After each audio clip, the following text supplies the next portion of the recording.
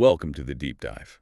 We take the stuff you're curious about, the sources you send us, and really dig in. Yeah, we pull out the most interesting bits, basically give you the core insights. Right, so you get informed quickly without feeling totally buried in information, maybe find a surprise or two. And today, well, today's a bit different, isn't it? We're heading out into space, fictionally speaking. We are. A listener sent in this piece, a fictional story called The Asteroid Choir. Mm-hmm. And look, we usually deal with facts, reports, that kind of thing. Sure. But sometimes, really good story, even fiction, can just spark different questions, right? Yeah. Challenge how we think. Definitely. And this one, The Asteroid Choir, about this discovery on asteroid VX998, Yeah. it certainly does that. So our mission for this deep dive, let's explore what happened out there. This strange encounter, what it might mean. It's got mystery, the unknown, all that good stuff. Okay, so it kicks off with the mining crew on the Orpheus. They're way out in the Kuiper Belt. Beyond Neptune. Yeah, icy bodies out there. Exactly. And they land on VX998 expecting, well, the usual miner stuff. Ice, maybe some nickel, iron, Yeah. Resources. Standard payday. Right.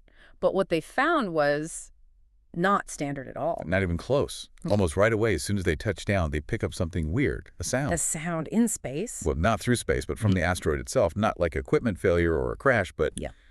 the story says it was like singing. Singing, like music. A really low harmonic vibration. Super subtle at first. You'd barely notice it. Okay. But if you put your helmet or hand right against the rock, you could feel this deep resonance, like a giant bell humming. The story calls it an otherworldly melody. Wow. Okay, so that's immediately strange. From inspecting rocks to hearing music. Huge shift, yeah. So naturally, they try to explain it away. Foreman Yara Doyle, she's in charge. Right. Her first thought is something logical, seismic resonance, maybe cracks inside, pressure, something causing the rock itself to vibrate. That makes sense. Planets and moons can have quakes, internal activity. Plausible, yeah. A vibration needs a cause. But then, Cutter Lane, he's second in command. Okay. He immediately flags the big problem. Yeah. Vacuum. There's no air. Right. No atmosphere, no wind, no medium for sound to travel like we're used to. Exactly. So that simple explanation kind of falls apart right away. Yeah. It signals that this is something really unusual, beyond their normal experience. And these are experienced belt miners, right? They'd know weird space phenomena. For sure. They know the belt's quirks. Right. But this choir, as they start calling it, is totally new. It challenges everything they thought they knew about their environment right from the get-go. Okay, so the mystery deepens. What happens next? They set up base. Yep, they establish their mining operation, start drilling. And this is where things get, well, even stranger. Oh, so? The deeper they drill into the asteroid, the stronger the vibrations get. Okay, that makes sense. Maybe they're getting closer to the source. But it's not just stronger. It becomes more organized. It stops being just a low hum. Organized how? The story describes actual patterns emerging. Distinct melodies, complex harmonies weaving together. Yeah. Almost like someone composed it. Whoa. Okay, that's definitely not seismic resonance. Not likely, no. And weirder still, the miners themselves start reacting to it. Yura notices she's unconsciously tapping out rhythms that match the asteroid song. Like it's resonating with her, physically. Yeah, exactly. Like some kind of connection is forming. It makes you wonder, doesn't it? About how things might be connected in ways we don't understand. It really does. So patterns, music. What else? Then Lane makes another discovery. While scouting deeper, he finds these huge empty chambers beneath the surface. Hollow. An asteroid. Completely hollow in sections. Yeah. And not just random caves. They're arranged in these perfect geometric spirals. Okay, forget natural formation. That sounds designed. Right. Any idea that this is just a weird rock formation starts to really fade at that point. This points towards structure, maybe even intention. The story suggesting the asteroid isn't just inert matter then. It's something more, maybe even dormant intelligence or something like it. That seems to be the implication. And then comes Oleg Marek. He's the ship's engineer. The tech guy. Yeah, but he's also got this hobby, plays the guitar, which feels a bit old-fashioned for deep space mining, maybe. A nice touch, though. Human creativity persisting. Right, and Oleg has this flash of intuition, a really wild idea. Okay, what does he do? He gets his old acoustic guitar, brings it out onto the asteroid surface, well, inside a hab, presumably, and he tunes it, not to a tuner, but by ear. Tunes it to what? To the fundamental hum coming from the asteroid itself. He matches its pitch. Okay. And then he plays a chord. Just a simple chord on his guitar. What happens? The reaction is immediate. The whole asteroid responds. The vibrations surge, but they don't just get louder. They harmonize with the guitar chord he played. Harmonize. Yeah, it's like a call and response. His music, the asteroid's resonance, they connect. Wow. So music as a bridge, a form of communication. It raises that exact question, doesn't it? Could music be a language far more universal than we typically think? It leads Oleg to say this amazing line. He just looks around and says, it's an instrument. The whole damn asteroid is a musical instrument. That completely reframes everything. It's not a geological anomaly anymore. It's art or technology that uses art. Something like that. So from then on, they start experimenting carefully. With the guitar? Yeah. Oleg plays different notes, different chords, and each time, VX998 reacts. How does it react? Complex chords might trigger bursts of light deep inside those spiral tunnels, revealing these amazing crystalline structures lining the walls. Light and sound. And specific melodies seem to operate things, like playing one tune causes these huge stone doors hidden in the chambers to slide open or closed. Oh, okay, this is definitely communication, a language based on music, tones, rhythms, harmonies. That's the vocabulary. Exactly, and it's Yara, the foreman, who finally says what they're all probably thinking. She looks at this unfolding scene and just says one word, portal. A gateway, yeah. And Cutter Lane, practical, maybe a bit scared, asks the obvious question, to where? Good question. So how do they open it? Do they find the right tune? Well, the story makes a point that it wasn't just any nice melody. It was something really specific. A weaving of notes and silences, it says, like a question asked in music. A question. Interesting. Not just a command, but an interaction. Right, and it takes them days, apparently. Yeah. Oleg carefully playing, listening to the asteroid's response, almost like it's guiding him, teaching him the sequence. So patience and listening were key, not just forcing it. Seems that way. It highlights the importance of the gaps, the silences too, not just the notes themselves. Okay, so they finally figure out this musical key, this question. They do. Oleg plays the final sequence, this intricate pattern of sound and quiet, and the circus of the asteroid just cracks open. Wow. And out comes this column of pure white light. Silent, the story says, but incredibly bright, intense. And it leads. Where? Not just to empty space. No.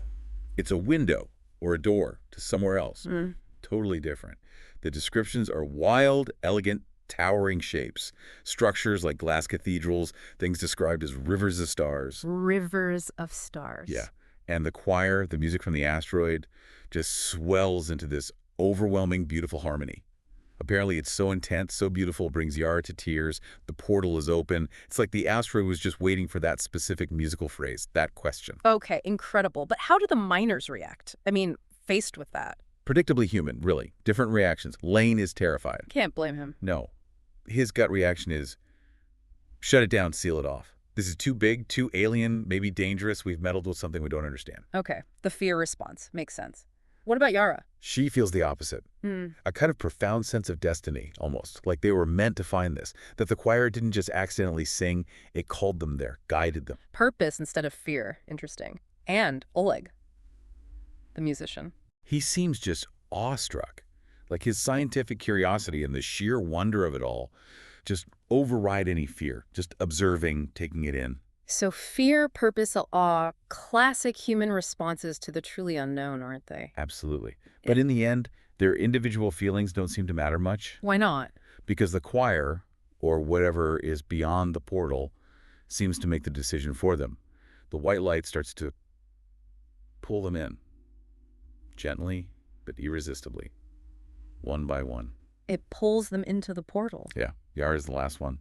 The story gives this poignant image of her looking back, seeing their ship, the Orpheus, just hanging there, suddenly looking small and abandoned against the stars. And then she goes through, too. And she steps into the light. Yeah? And it's gone.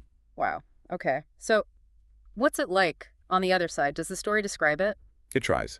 But it's described in ways that really break our normal understanding of, well, anything. There's no up or down, no ground, no familiar space. Just the light. Just the light and the music. It's everywhere. All-encompassing.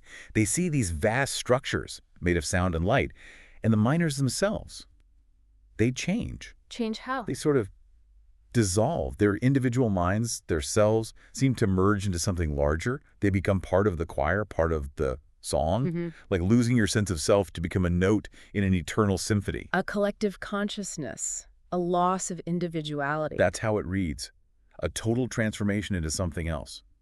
Connected, but maybe no longer human as they knew it. Heavy stuff. So, what happens back at the asteroid? Does anyone ever find out what happened to them? Well, years go by in the story. Eventually, other human ships, more advanced maybe, reach VX-998. They explore it. And what do they find? The portal? The choir? Nothing. The asteroid is silent, cold, inert. The choir is gone. The portal is closed. It's just a rock again. Mostly. Mostly. What do they find? Deep inside, near the core where those chambers were, they find this strange crystalline formation. Really unusual structure. Okay. Anything special about it? It's vibrating. But at a frequency so low, it's basically undetectable by standard equipment. Right. Most scientists in the story just dismiss it.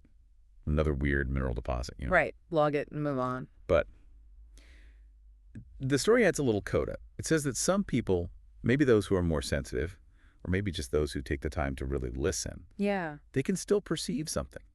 A faint whisper, like a residual echo of the melody. A feeling of welcome. An invitation, still humming away in the heart of that silent rock. Wow. So the potential for connection is still there, even if faint, hidden. That's the suggestion. Yeah. That maybe the choir didn't entirely leave, or perhaps the connection point just isn't loud anymore. Yeah. It requires a different kind of listening. Okay, so stepping back from the story itself, this deep dive into the asteroid choir, it leaves us with some pretty big thoughts, doesn't it? For sure. It really pushes you to think. Like, what does it actually mean if we encounter something so fundamentally different? Something that doesn't communicate or even exist in ways we currently understand. Right. We base so much on our own biology, our own senses. Sound travels in waves through a medium. Consciousness resides in a brain. What if those are just our rules? Could there be other songs, like the choirs, out there, all around us even, just playing on frequencies or in dimensions we literally can't perceive? It makes you question the limits of our perception, absolutely, and the assumptions baked into our science. We search for radio signals, for familiar signs of life. Yeah. But what if communication or even consciousness looks or sounds or feels like something completely alien to us, like a singing asteroid? This story, even though it's fiction, is a great prompt for that kind of thinking. It forces us to confront our human-centric view. We tend to think the universe must operate on principles we find intuitive. But maybe it speaks in languages we haven't even imagined yet, let alone learned to hear. Yeah. What other cosmic symphonies might be playing? Unheard. That's definitely a provocative thought to leave folks with. What are we missing?